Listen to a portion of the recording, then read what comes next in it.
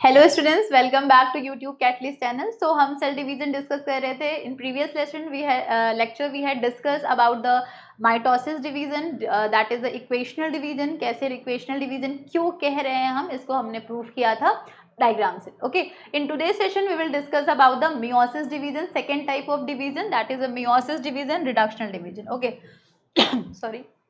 सो meiosis division को term किसने coin किया था? फार्मर एंड मूरी ने किया था। ठीक है, पर्पस क्या है? Sexual reproduction. सेक्सुअल रिप्रोडक्शन बहुत डिटेल में हम डिस्कस कर चुके हैं सेक्सुअल रिप्रोडक्शन के बारे में। Formation of gametes, fertilisation, biparental, complex process, सब डिस्कस कर चुके हैं। ठीक है, तो सेक्सुअल रिप्रोडक्शन में कौन सी डिवीजन? सेक्सुअल रिप्रोडक्शन के लिए one of the most important जो सेल डिवीजन है वो कौन सा है? मियोसिस डिवीजन है। किस में होगा? जर्म सेल्स में होता है, रिप्रोडक्टिव सेल्स में होता है। हमारी बॉडी में दो टाइप्स की सेल्स प्रेजेंट है, एक सोमैटिक सेल्स होती है। सोमैटिक सेल्स में कौन सा डिवीजन हो रहा है? माइटोटिक डिवीजन हो रहा है। और जर्म सेल्स में कौन सा डिवीजन हो रहा है? मियोटिक डिवीजन हो रहा है। ठीक है, मियोटिक डिवीजन को हम रिडक्शनल डिवीजन क्यों कह रहे हैं भाई? ऐसे तो नहीं कह देंगे, इसको प्रूव करना जरूरी है ना, प्रूव करना जरूरी है। ठीक है, हम प्रूव कर देते हैं इसको। 4 जेनेटिकली डिफरेंट डॉटर सेल्स मिलेंगी। कितनी डॉटर सेल्स मिलती हैं? 4 जेनेटिकली डिफरेंट डॉटर सेल्स मिलेंगी, each with half the number of chromosomes as the parent cell. जितने पेरेंट सेल में हैं उसका हाफ कर देंगे। ठीक है, हाफ हो जाएंगी डॉटर सेल्स में। That's why this type of division is known as a reductional division. ठीक है, कैसे हो रहा है ये रिडक्शनल डिवीजन, हम इसको प्रूव करेंगे। देखिए, in this division there is a 1 round of replication. भाई कोई भी सेल साइकिल हो, चाहे वो माइटोसिस डिवीजन कर रही हो चाहे मियोसिस डिवीजन कर रही हो, रेप्लिकेशन डीएनए का सिर्फ एक ही फेज में होता है, एक ही बार होता है, that is S phase. In this division there is 1 round of replication and 2 round of segregation. वहां पे कितनी बार सेग्रीगेशन हो रहा था? एक बार एनाफेज में हो रहा था, सेंट्रोमियर्स क्या हो रहे थे? सेग्रीगेट कर रहे थे। यहाँ पे सेग्रीगेशन कितनी बार होगा? 2 बार होगा। एक बार एनाफेज 1 में होगा, होमोलोगस क्रोमोसोम सेग्रीगेट करेंगे। एक बार एनाफेज 2 में होगा, सिस्टर क्रोमैटिड सेग्रीगेट करेंगे। देखते हैं कैसे होता है। Occurs in a diploid cells, reproductive cells which undergo this division to form a haploid gametes. भाई डिप्लॉयड सेल्स में ही तो हो सकता है, क्योंकि अगर हैप्लॉयड में होगा तो अगर 23 क्रोमोसोम्स है तो उसका हाफ हो जाएगा। तो इससे तो जनरेशन आफ्टर जनरेशन क्या होगा? एक टाइम पे क्रोमोसोम्स जाएंगे ही नहीं, रहेंगे ही नहीं, मतलब क्रोमोसोम्स ट्रांसफर रहने के लिए रहेंगे ही नहीं। तो ये किस सेल्स पे होगा बेटा? डिप्लॉयड सेल्स में होगा, क्योंकि डिप्लॉयड सेल्स में 46 क्रोमोसोम है तो उसका हाफ 23 क्रोमोसोम। ठीक है, 23 क्रोमोसोम। और रिप्रोडक्टिव सेल्स में होता है, गैमेट्स में आइदर स्पर्म और एग बनेगा। मेल है तो स्पर्म बन रहा है, फीमेल है तो एग बन रहा है। ह्यूमन रिप्रोडक्शन में हमने सब कुछ डिस्कस कर रखा है। तो जब फर्टिलाइजेशन होगा तो मेल स्पर्म का न्यूक्लियस फीमेल एग दोनों आपस में फ्यूज करेंगे, 2n बना, जाइगोट बना, एम्ब्रियो बना, 2n। इसमें सोमैटिक सेल्स में 2n होगा, इसका जो गैमेट्स होगा उसमें फिर से हैप्लॉइड, फिर से फर्टिलाइजेशन होगा। तो generation after generation chromosomes number क्या रहेंगे? मेंटेन रहेंगे। ठीक है, सो ये डिप्लॉयड सेल्स में होता है, occurs only in diploid cells. Sexual reproduction जो है वो इसका मेन अकरेंस है, कह सकते हैं ना, मेन रीजन है इस रिप्रोडक्शन का। जैसे ग्रोथ रिपेयर के लिए मेन कौन सा डिवीजन रिस्पॉन्सिबल है? Mitosis division responsible. इसी तरह रिप्रोडक्शन की प्रोसेस के लिए कौन सा डिवीजन बेटा रिस्पॉन्सिबल है? मियोसिस डिवीजन रिस्पॉन्सिबल है। एक पेरेंट से कितनी डॉटर सेल्स? 4 डॉटर सेल्स बन रही हैं। Chromosome number half in this division, this known as a reductional division. इसको क्या बोलते हैं? Reductional division. वहां पे इक्वेशनल डिवीजन था, क्योंकि नंबर ऑफ क्रोमोसोम्स हाफ नहीं हो रहे थे। अब देखिए, इसमें 2 फेजेस है, एक मियोटिक 1 फेज चलता है, एक मियोसिस 2 चलता है।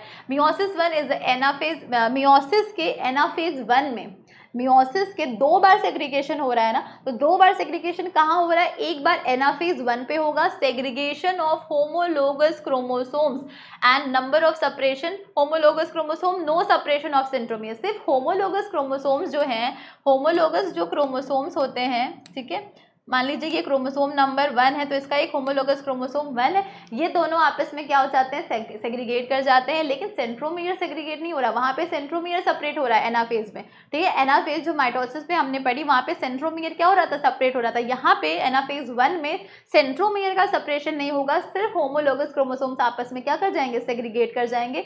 सेंट्रोमियर का सेग्रीगेशन नहीं हो रहा है। एनाफेज 2 में क्या होता है? सिस्टर क्रोमैटिड्स, ये आपस में क्या कहलाएंगे बेटा? ये आपस में कहलाएंगे सिस्टर क्रोमैटिड्स। सेम क्रोमोसोम्स में सिस्टर क्रोमैटिड्स, और ये 2 अलग अलग क्रोमोसोम्स की हैं तो इसको क्या बोल दोगे आप? Non sister chromatids. ये क्या हो जाएंगी? Non sister. तो ये जो सिस्टर क्रोमैटिड्स हैं ये आपस में क्या कर जाती हैं? इसमें सेग्रीगेट कर जाती हैं मियोसिस 2। ओके, तो 2 बार सेग्रीगेशन हो रहा है। अब देखिए आई फेज, इंटरफेस, ठीक है, आई फेज, ठीक है, 2n इज इक्वल्स 4 से स्टार्ट किया, क्रोमैटिन्स कितने 4 है, ठीक है, अमाउंट ऑफ डीएनए कितना 2c है। अब एस फेज में क्या हो जाएगा, अमाउंट ऑफ डीएनए डबल हो जाएगा, डीएनए रेप्लिकेट करता है, ठीक है, तो क्रोमैटिन का नंबर बेटा कितना 2n is equals to 4। Chromatin ही दिखेंगे अभी, थिन थ्रेड्स दिखते हैं किस किस फेज में दिखते हैं, G1 फेज में, G2 फेज में, S फेज में, ठीक है, G1 S G2 प्रोफेज और लास्ट फेज टीलोफेज में दिखते हैं। क्रोमोसोम्स कब दिखते हैं हमें, मेटाफेज और एनाफेज में दिखते हैं, ठीक है। क्रोमैटिन्स कितने हो गए 2n is equals to 4, amount of DNA यहाँ पे 2c था, अब यहाँ अमाउंट ऑफ डीएनए कितना हो गया 4c हो गया है, ठीक है। क्रोमैटिड्स कितने दिख रहे हैं 8, यहाँ पे कितने हैं 4, यहाँ पे कितना हो गया 8, यहाँ पे 4 क्रोमैटिड्स, यहाँ पे 8 क्रोमैटिड्स। सेंट्रोजोम्स क्या हो जाएंगे, डबल कर जाएंगे। G2 फेज में सेम रहेगा जैसे कि S फेज में था, 11 घंटे 8 घंटे और 4 घंटे की साइकिल, 4 घंटे का टाइम ड्यूरेशन है।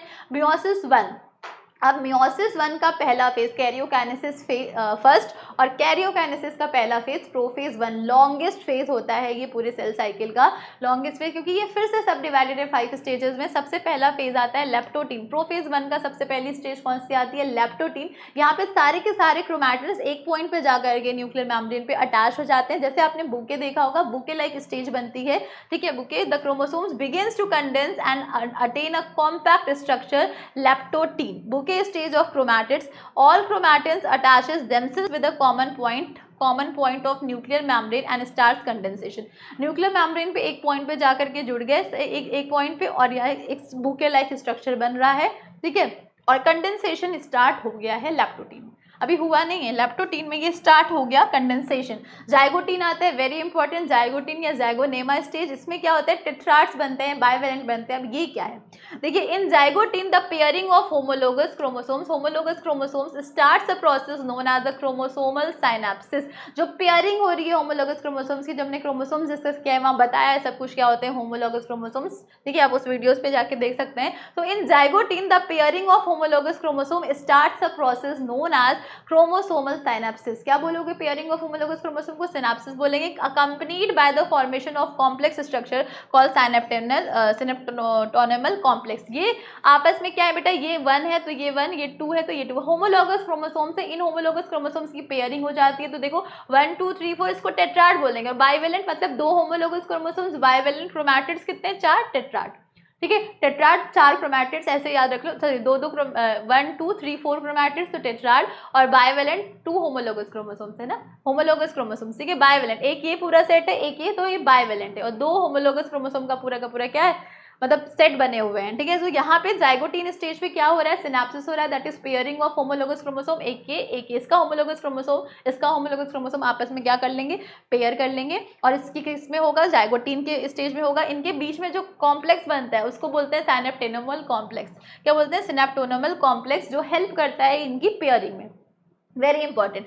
A pair of synapsed homologous chromosome forms a complex known as bivalent, या फिर इसको क्या बोलोगे, टेट्राड बोलोगे, बाइवेलेंट या फिर टेट्राड। तो बाइवेलेंट और टेट्राड किस फेज में बनता है, जाइगोटीन। सारे एमसीक्यूज बन रहे हैं। बुके स्टेज किस में देखने को मिला हमें, लेप्टोटीन। लॉन्गेस्ट फेज कौन सा है, प्रोफेज 1, लॉन्गेस्ट फेज प्रोफेज 1, ठीक है। Meiotic division also known as reductional division, mitosis division also known as equational division. Questions करेंगे हम, चिंता मत करिए। एट पैकेटीन स्टेज, अब कौन सी स्टेज आती है, पैकेटीन आएगी, लेप्टोटीन, जाइगोटीन, पैकेटीन, ठीक है। Pachytene stage crossing over of non sister, बताया मैंने आपको, आपस वाले सिस्टर क्रोमैटिड्स, ये दोनों क्या होंगे, नॉन सिस्टर क्रोमैटिड्स। ये क्या है, सिस्टर क्रोमैटिड्स हैं, सिस्टर क्रोमैटिड्स, और ये क्या है आपस में, non sister chromatids, sister chromatids, और ये क्या है आपस में, नॉन सिस्टर क्रोमैटिड्स। तो पैकेटीन स्टेज में सिस्टर क्रोमैटिड्स क्या करते हैं, क्रॉस ओवर कर जाते हैं, एक पॉइंट पे क्रॉसिंग ओवर करते हैं। The chromosomes remains linked at the sides of crossing over. यहाँ पे देखिए क्रॉसिंग ओवर हो गई, और ये हमें तो क्रॉसिंग ओवर हमें किस स्टेज पे देखने को मिल रहा है, पैकेटीन स्टेज पे देखने को मिल रहा है। और क्रॉसिंग ओवर के बाद, पैकेटीन स्टेज के बाद आती है डिप्लोटीन स्टेज, जहाँ पे हमें जब ये क्रॉस कर रहे हैं क्रोमोसोम्स, ये जब क्रॉस कर रहे हैं तो यहाँ पे एक स्ट्रक्चर बन रहा है एक्स फॉर्म का, इसको काई बोलते हैं। क्या बोलते हैं, काई, ठीक है।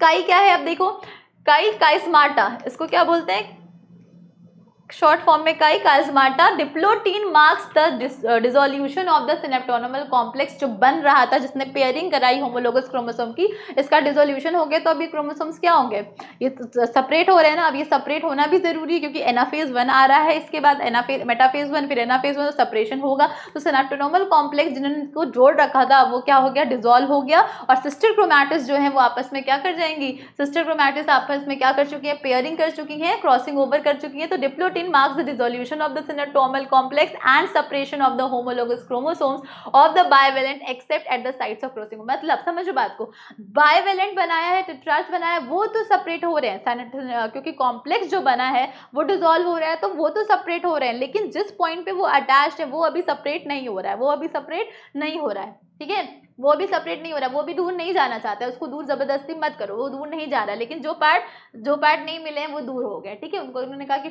छोड़ो। ठीक है, तो the X shaped structure form during separation are known as a chiasmata. उसको क्या बोलोगे, जो एक्स शेप्ड स्ट्रक्चर जहां पे दोनों सिस्टर्स मिल रही हैं उसको क्या बोलेंगे, काई बोलेंगे। ठीक है, डाइकाइनेसिस फिर कौन सा आता है, diakinesis is marked by the termination of chiasmata. रहा नहीं गया, इन लोग को देख के खुशी नहीं हुई कि दोनों साथ क्यों हैं, तो इन्होंने क्या करा, डाइकाइनेसिस स्टेज में आके टर्मिनेशन हो जाता है काइस्माटा का, and assembly of the meiotic spindle to separate the homologous chromosomes. भाई अब पूरी तरीके से जुदा हो जाओ, तो होमोलोगस क्रोमोसोम्स को अलग करने की पूरी तैयारी हो गई, मियोटिक स्पिंडल फाइबर्स बनने शुरू हो जाते हैं इस स्टेज पे। The nucleolus disappears and the nuclear envelopes breaks down. तो कितने स्टेज हो गए प्रोफेज 1 में, लेप्टोटीन, जाइगोटीन, ठीक है, पैकीटीन, डिप्लोटीन एंड डाइकाइनेसिस।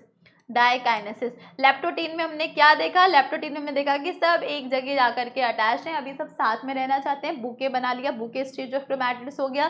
फिर जाइगोटीन में पेयरिंग कर ली होमोलोगस क्रोमोसोम ने, बाइवेलेंट और टेट्रार्स बन गए, लेकिन देखा नहीं गया। पैकीटीन में चलो क्रॉसिंग ओवर हो गई, क्रॉसिंग ओवर हो गई सिस्टर क्रोमैटिड्स के बीच में, लेकिन अब क्या होता है, पैकीटीन के बाद डिप्लोटीन स्टेज में क्या होता है, जहां पे ये जो कॉम्प्लेक्स बना है जिसने होमोलोगस क्रोमोसोम को साथ में रखा है वो डिसॉल्व होना शुरू हो जाता है। सिर्फ एक पॉइंट पे वो जुदा नहीं होते हैं जहाँ पे वो ओवरलैप कर रहे हैं, जहाँ पे वो क्रॉसिंग ओवर कर रहे हैं। ठीक है, जहाँ पे उसने काइस्माटा फॉर्मेशन किया है। काइस्माटा स्टेज हमें किस स्टेज पे देखने को मिलती है, हमें डिप्लोटीन में दिखेगी, इसमें हमें क्रॉसिंग ओवर दिखेगा।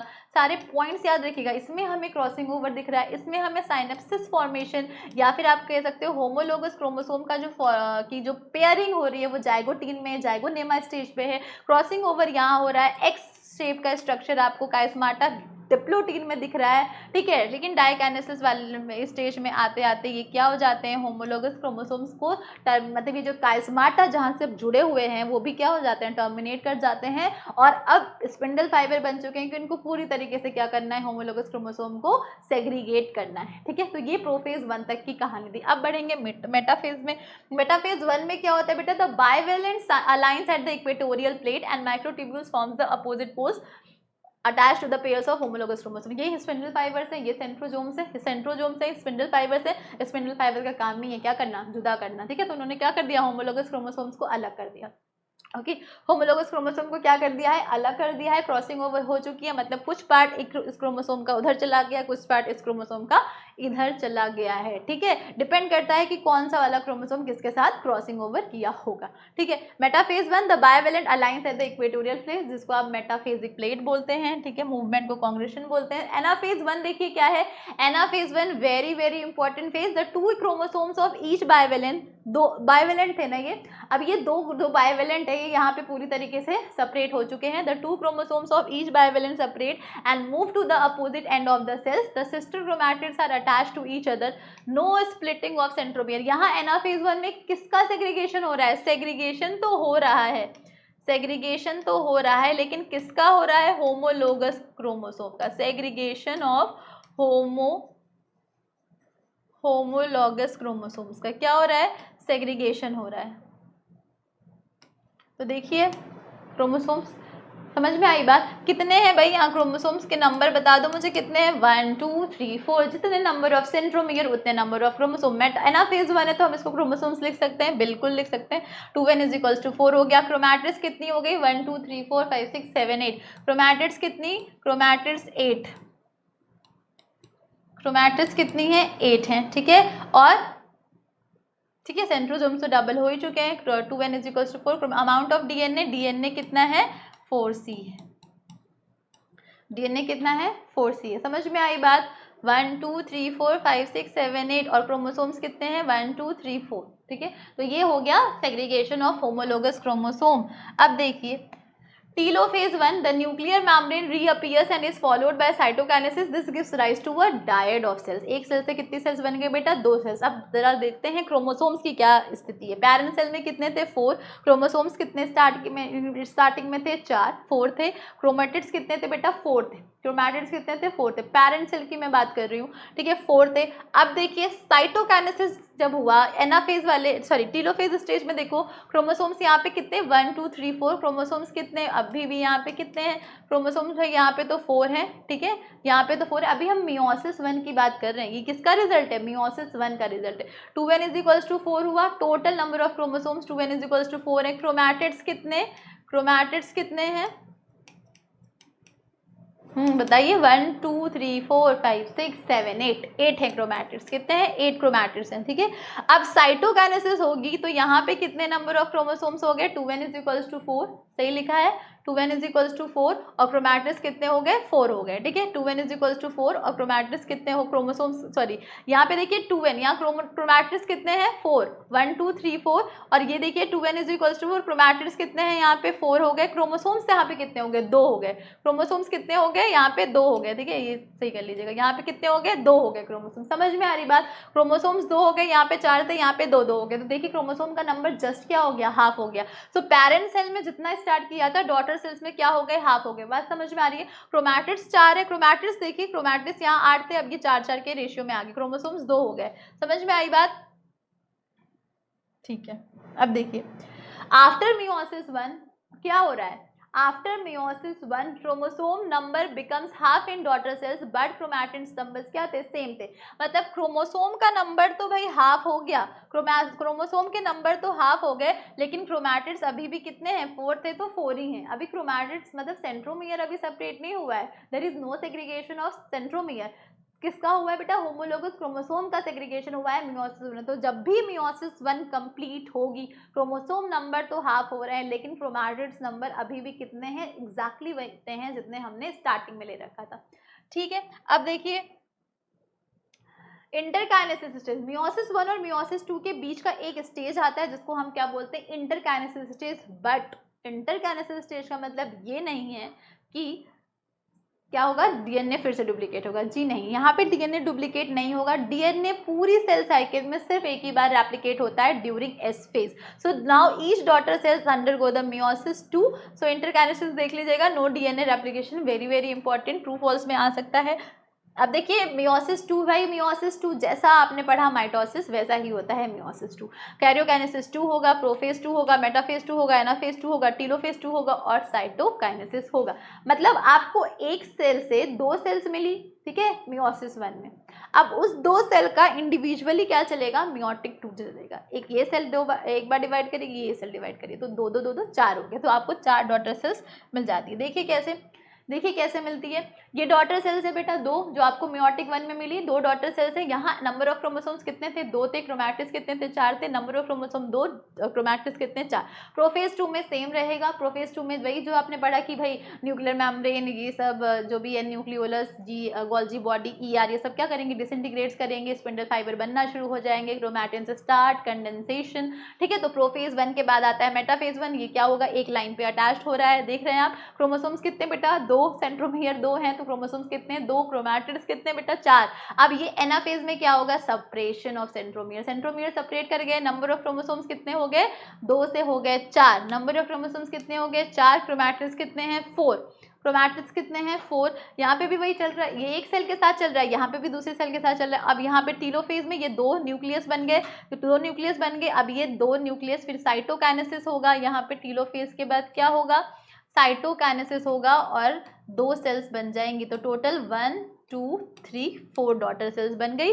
नंबर ऑफ क्रोमोसोम्स हाफ हो चुके हैं, chromatids 4, number of chromosomes half, number of chromosome half और number of chromosome half. Starting करी थी हमने 4 क्रोमोसोम के साथ, अब कितने क्रोमोसोम्स बने 2 क्रोमोसोम्स बने। तो हेंस प्रूव्ड कि ये कैसा डिवीजन है रिडक्शनल डिवीजन है। इसमें 4 डॉटर सेल्स मिलते हैं बट आइडेंटिकल नहीं है, जेनेटिकली आइडेंटिकल नहीं होते, they have just exactly the half number of chromosome as in their parents. Got it? So this is all about the meiosis division. After meiosis 2 क्या हो रहा है, जैसे मियोसिस 1 में क्रोमोसोम नंबर हाफ हो रहा था, क्रोमैटिड्स क्या थे, सेम थे. बट यहाँ पे मियोसिस 2 में क्रोमोसोम नंबर रिमेन सेम ना, क्रोमोसोम नंबर तो सेम था ना, लेकिन क्रोमैटिड्स क्या हो गए बेटा, क्रोमैटिड्स नंबर क्या हो जाते हैं, हाफ हो जाते हैं. सो पेरेंट सेल क्रोमोसोम, देखिए पेरेंट सेल क्रोमोसोम्स कितने, 2n. क्रोमैटिड्स आपने 4 से स्टार्ट किया था. डॉटर सेल्स में अब कितने हो गए, क्रोमोसोम्स 2 और क्रोमैटिड्स कितने हो गए, 2 हो गए. यही तो हो रहा है, यही तो हो रहा है. ठीक है, क्रोमैटिड्स यहाँ पे 4 लिखा है, गलती से ये 2 कर लीजिएगा, दिस विल बी 2. या ये 2 ही तो है क्रोमैटिड्स, 1 2 1 2. समझ में आई बात. तो ये क्या है, रिडक्शनल डिवीजन है. ठीक है. So meiosis 2 is a very complex as compare to mitosis division, क्योंकि माइटोसिस एक ही बार में हो जा रहा है. मियोसिस के लिए 2 फेज चाहिए, मियोसिस 1 मियोसिस 2. प्रोफेज 1 सबसे लॉन्गेस्ट है, उसमें 4 है, लेप्टोटीन, जाइगोटीन, पैकिटीन, डिप्लोटीन, टाइकाइनेसिस. ठीक है, उसके बाद मेटाफेज 1 आ रहा है. तो देखते हैं कैसे मेटाफेज मियोसिस 1 का पहला डिवीजन होगा कैरियोकाइनेसिस 1, जिसके 4 phase, prophase 1, metaphase 1, anaphase 1, telophase 1. Prophase 1 में भी 5 पैकिटीन, जिसमें सारे के सारे क्रोमैटिड्स जो होते हैं वो एक पॉइंट पे आके न्यूक्लियर मेम्ब्रेन पे अटैच हो जाते हैं, forming a bouquet like stage. ठीक है, nuclear membrane, ER, Golgi body जितना भी पड़ा वो स्टार्ट करने लगती है डिसअपियरिंग, पर अभी हुई नहीं है. स्पिंडल फाइबर भी हाँ बनना शुरू कर देते हैं पर बने नहीं है. कंडेंसेशन भी होना शुरू हो चुका है.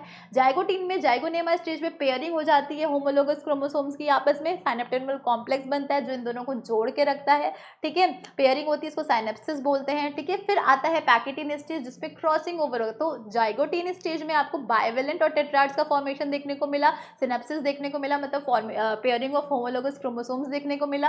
फिर पैकिटीन स्टेज पे क्या होता है बेटा, क्रोमोसोम्स जो सिस्टर क्रोमैटिड्स हैं वो आपस में क्या कर जाएंगी, पेयर कर लेंगी, क्रॉसिंग ओवर करेंगी सिस्टर क्रोमैटिड्स पैकिटीन स्टेज में. और आपको डिप्लोटीन स्टेज में काई फॉर्मेशन दिखेगा. साइनेटर्मल कॉम्प्लेक्स जो होता है वो डिसॉल्व होना शुरू हो जाता है, लेकिन सिर्फ एक पॉइंट पे डिसॉल्व नहीं हो पाता जहां पे दोनों ने काई फॉर्मेशन कर रखा है, एक्स फॉर्मेशन कर रखा है, काइस्माटा बना रखा है, वहां पे डिसोल्यूशन नहीं होता है. बाकी सारी जगह क्या हो जाता है, डिसोल्यूशन ऑफ होमोलोगस क्रोमोसोम्स होना शुरू हो जाता है. लेकिन डाइकाइनेसिस स्टेज में आते ही क्या हो जाता है, टर्मिनलाइजेशन हो जाता है काइस्माटा का, और जो होमोलोगस क्रोमोसोम है वो स्टार्ट सेपरेशन, और स्पिंडल फाइबर बनने लगता है कि और सेपरेट करने के लिए और वो देना, पुश करना, इसको एक्टिवेट करना कि स्पिंडल फाइबर भी बना दो और इनको दूर कर दो. ठीक है, तो अब क्या होगा, मेटाफेज 1 पे सारे के सारे होमोलोगस क्रोमोसोम जाके एक लाइन पे अलाइन हो जाते हैं, मेटाफेजिक प्लेट कहते हैं. एनाफेज 1 पे क्या होता है, साथ में देखना गवारा नहीं, तो ये क्या करता है, सेग्रीगेट कर देता है होमोलोगस क्रोमोसोम्स को.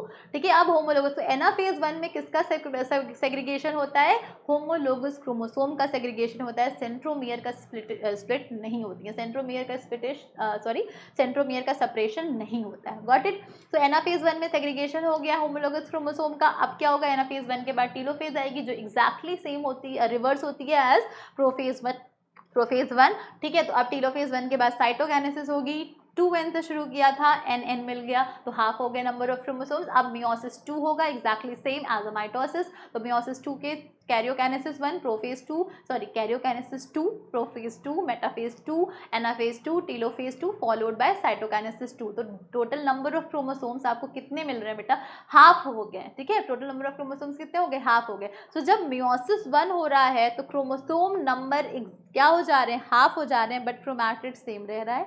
मियोसिस 2 हो रहा है तो क्रोमोसोम नंबर सेम रह रहा है, बट क्रोमैटिड्स क्या हो जा रहे हैं, क्रोमैटिड्स हाफ हो जा रहे हैं. ठीक है, सो n इज इक्वल्स टू 4 से, अगर 2n इज इक्वल्स टू 4 से शुरू किया है तो आपको जो रिजल्टिंग 4 डॉटर सेल्स मिल रही हैं उसमें नंबर ऑफ क्रोमोसोम्स कितने हो रहे हैं, 2 हो जा रहे हैं. ठीक है, so number of chromosome exactly क्या हो रहे हैं, हाफ हो जा रहे हैं. ठीक है, डिप्लॉयड से क्या मिल रहा है आपको, हैप्लॉयड मिल रहा है. रिप्रोडक्टिव सेल्स में होगा, डिप्लॉयड सेल्स होती हैं रिप्रोडक्टिव सेल्स, वो डिवाइड करेंगी तो क्या मिलेगा, वो डिवाइड करेंगी तो गैमेट्स का फॉर्मेशन होता है by the process of meiotic division. तो इसमें आपको जो स्पर्म है मेल्स में और फीमेल्स में जो एग होते हैं वो कैसे होते हैं, हैप्लॉइड होते हैं. Gametes are always haploid. Okay, got it. So ये पूरा था रिडक्शनल डिवीजन के बारे में. ठीक है, हमने इक्वेशनल डिवीजन ऑलरेडी डिस्कस कर रखा है इससे पहले, आज रिडक्शनल डिवीजन भी कर लिया. ठीक है, सो नेक्स्ट सेशन पे हम और भी एक अच्छा टॉपिक लेकर आएंगे आपके लिए बायोलॉजी का. ठीक है, सो आप बने रहिए, सब्सक्राइब करते रहिए, लाइक कर दीजिए इस वीडियो को, कमेंट कर दीजिए, सो दैट कि हम भी एक्टिवेट हों, हमें भी एक्टिवेशन की ज़रूरत पड़ती है और हम आपके सामने अच्छे वीडियो ला सकें. Thank you so much.